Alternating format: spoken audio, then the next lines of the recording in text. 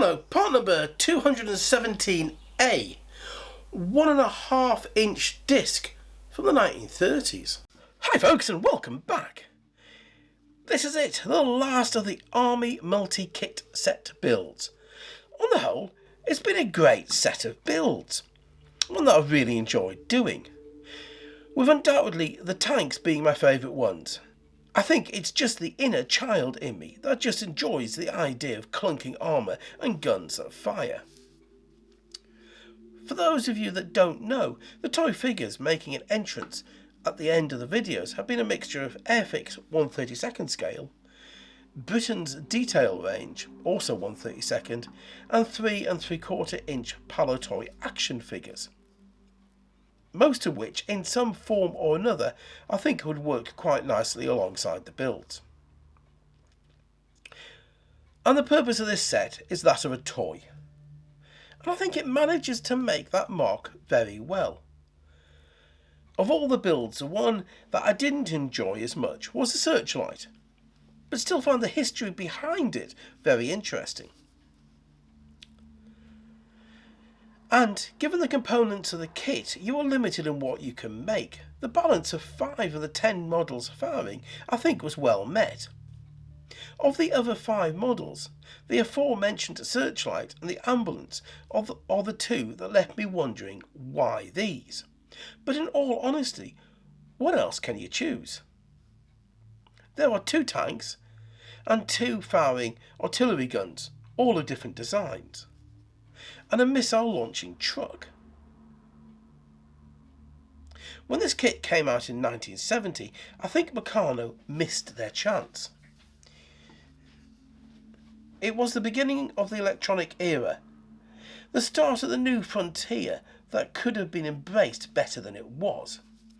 Meccano seems to be locked in the past that had gone forever, but the company couldn't see it at the time. By the time I received my first Meccano set in 1979, the Crane multi-kit set, the writing was on the wall, even if we didn't recognise it at the time. And for me, growing up at that time, Lego was far more fun, easier to use and understand.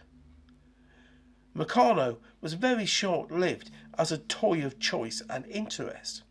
After all, the reign of the action figure had arrived. Luke Skywalker could battle Darth Vader. Action Man's conflicts in the garden ruled supreme in the summer. And as I wrote about in the Field Gun, I was ever so slowly being pulled into the gravity well that was wargaming and also role-playing games. And it is the latter that I have so much to thank for. It taught me some ability of storytelling and research. It also helped to fuel my love of history and knowledge.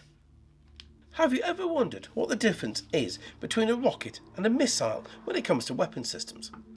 After all, if you're on the receiving end, it might not seem much different. The simple definition is this. A rocket is a weapon system that uses solid fuel with an oxidizer that is self-contained within the weapon system as its primary method of propulsion.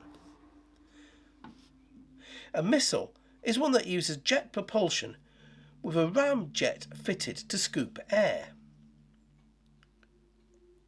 Rocket systems tend also to be dumb weapons, as in unguided with no ability to search or loiter in an area, whereas the missile is more likely to be a smart weapon and cost a lot more.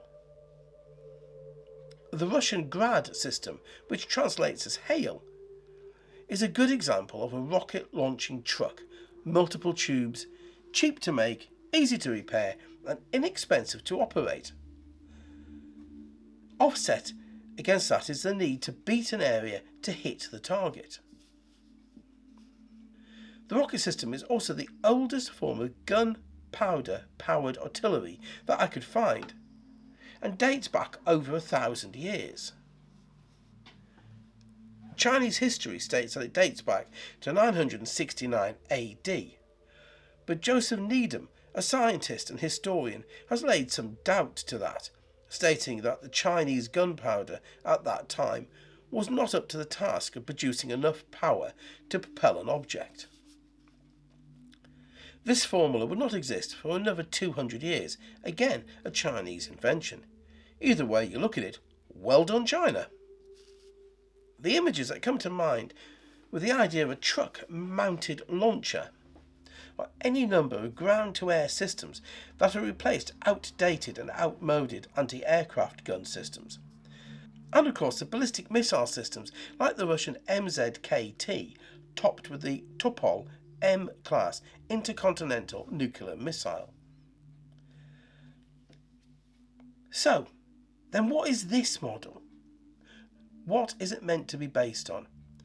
I think it's meant to be an American MGR-1 Honest John, which was a nuclear-capable surface-to-surface rocket that served from 1953 to 1991.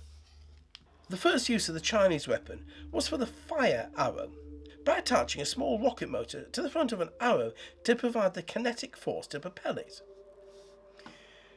These could be in small handheld devices called Yi Wo Feng, or nest of bees, or larger devices like the Divine Fire Arrow screen that held 100 arrows, possibly in separate tubes that held the charge and fired rather like a mortar.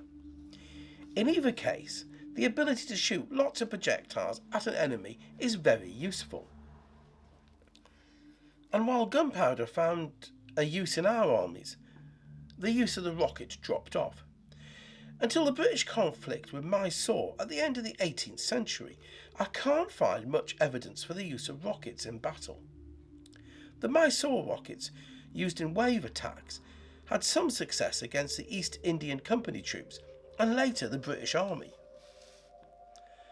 Around the turn of the 19th century, at the beginning of the Napoleonic War, William Congreve decided to redesign the weapon, and for nearly 50 years the Congreve rocket was in use around the world.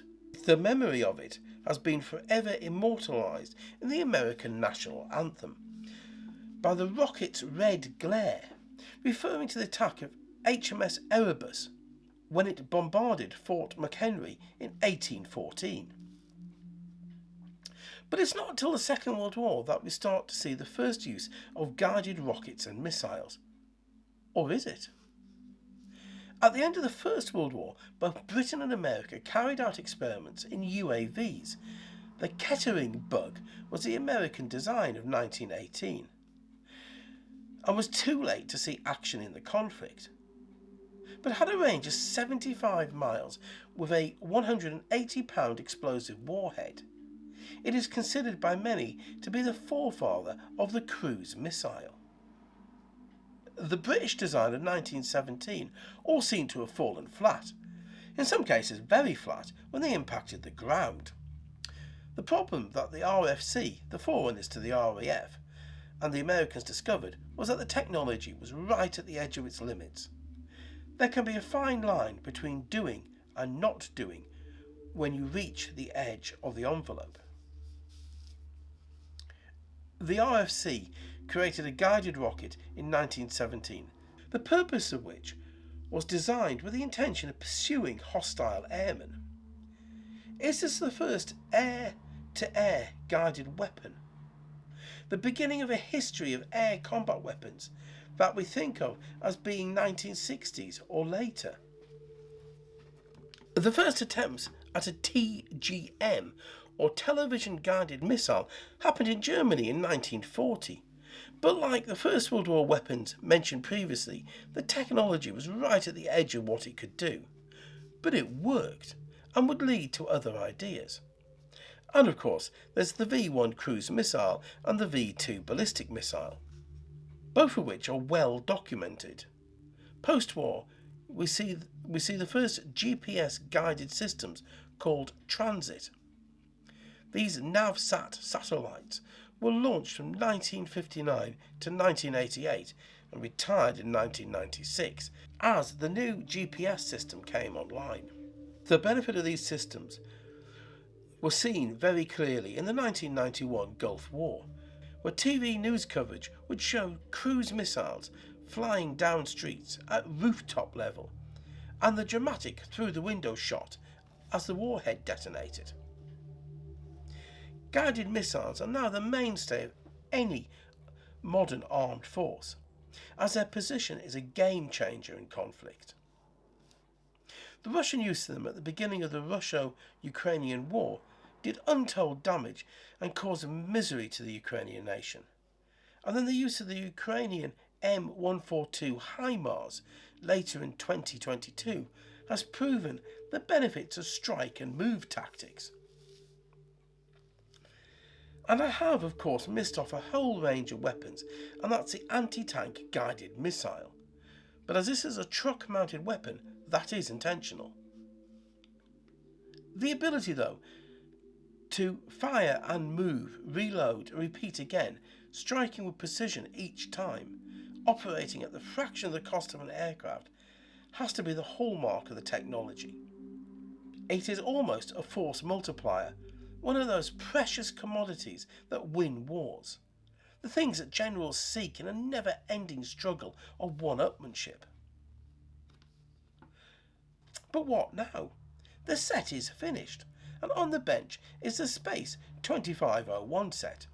In fact, by the time this airs in September, the set will be finished, and I will be on to the Superhighway multi-kit. And that's another dump truck. Oh, great. That's going to be the fourth script to write about dump trucks. Just remember, glass half full, you haven't explored all the rabbit holes. Yet.